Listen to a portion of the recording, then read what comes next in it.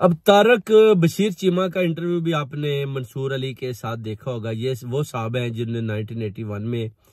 Pakistan international त्यारा को अगवा किया गया, उसके बाद इनको जेल से रहा किया गया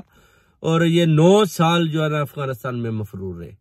उसके बाद आप देखें कि ये जनाब दोबारा पाकिस्तान में आते हैं, केसेस खत्म होते हैं, उसके बाद ये इलेक्शन लड़ते हैं, फिर इनको जबरदस्ती जितवाया जाता है, फिर ये पार्लियामेंट का हिस्सा बनते हैं, फिर ये बड़ी बड़ी मिनिस्ट्रियां लेते हैं और ये जितने भी दहशत गर्द हैं, ये गद्दार हैं, ये लोग, इनको दोबारा अभी तक ये पार्लियामेंटेरियन बने हुए हैं और ये एस्टेब्लिशमेंट के कंधों पर आकर बैठ जाते हैं और जनाब कहते हैं जी कि हमें ये वाली सीट दे दें, वो वाली दे दें। और जो भी पार्टी आप देखें, इससे पहले ये इमरान खान के आगे पीछे भी भागते रहते थे कि मुझे ये वाली मिनिस्ट्री दे दें, मुझे वो वाली दे दें। अभी ये जो आप उसके बाद चोई शुजात के पीछे भागते रहे, उसके बाद ये अपना नवाज शरीफ से मिनिस्ट्रियां मांगते रहे और अभी भी इनके पास मिनिस्ट्रियां, और इनके बच्चे जो हैं वो भी आप देखें, उन्होंने जो बावलपुर यूनिवर्सिटी में जो उन्होंने गुल खिलाए हैं,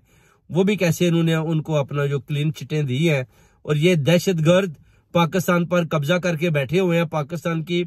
पार्लियामेंट पर कब्जा करके बैठे हुए हैं। ये तारक बशीर चीमा, वो से अगर गूगल करें तो आपको इसकी सारी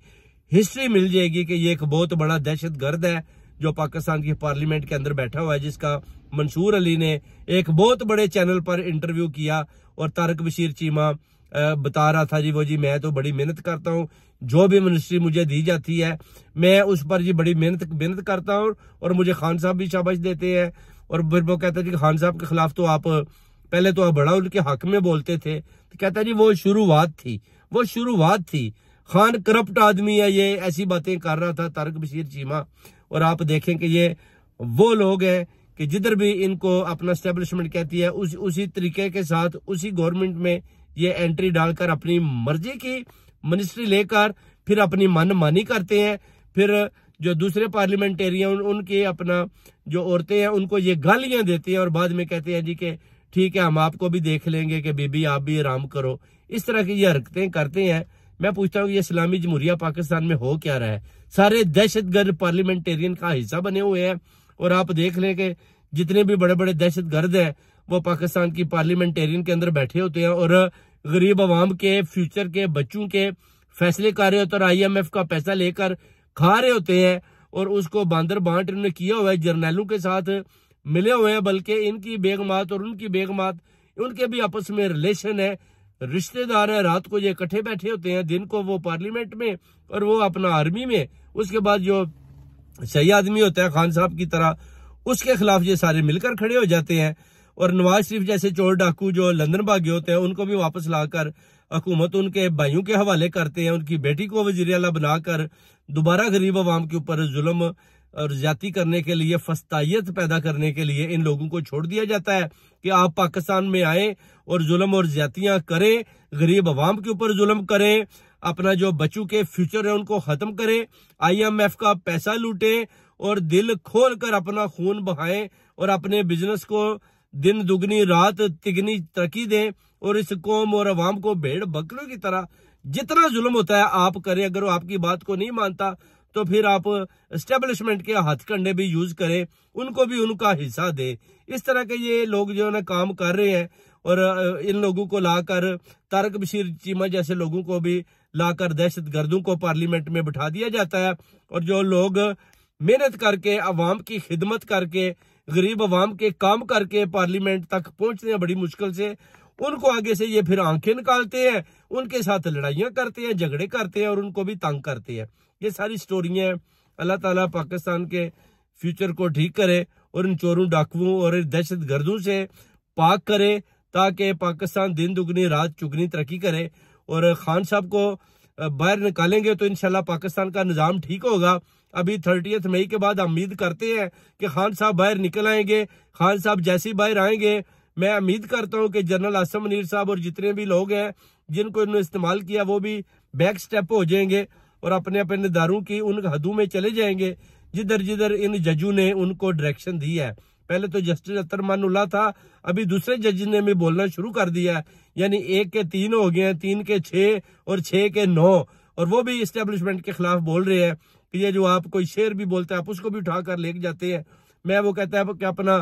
वजीर आजम को उसकी सारी पार्लियामेंट को भी वो कहते हैं कि मैं इनको बुलाऊंगा सुप्रीम कोर्ट के अंदर, उनसे पूछूंगा कि जो आदमी अगवा हुए हैं वो किधर है, उनका जो कौन जिम्मेदार है, वो पीछे कौन सी ताकतें हैं जो इनको उठाती हैं। वो कहते हैं कि सारे सवालात के इस अपना जो प्राइम मिनिस्टर शहबाज शरीफ को भी जवाब देना पड़ेगा, उसके सारी क़यादत को जवाब देना पड़ेगा,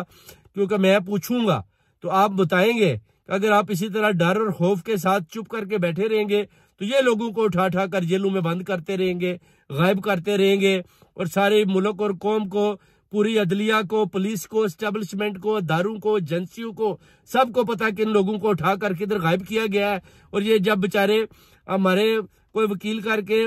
सुप्रीम कोर्ट तक पहुंचते हैं तो फिर इनको भी डराया धमकाया जाता है। जैसे रऊफ हसन पर आप देखें कि इन्होंने वो खुसरे बनकर ख्वाजा असराओं के रूप में उनके ऊपर भी हमला किया कि आप अपनी जुबान बंदी बंद करें। उससे पहले भी एक दिन उनके ऊपर अटैक किया गया, मगर वो खामोशी इख्तियार उन्होंने नहीं की। उन्हें बोला कि आप जुल्म कर रहे हैं, आइन और कानून को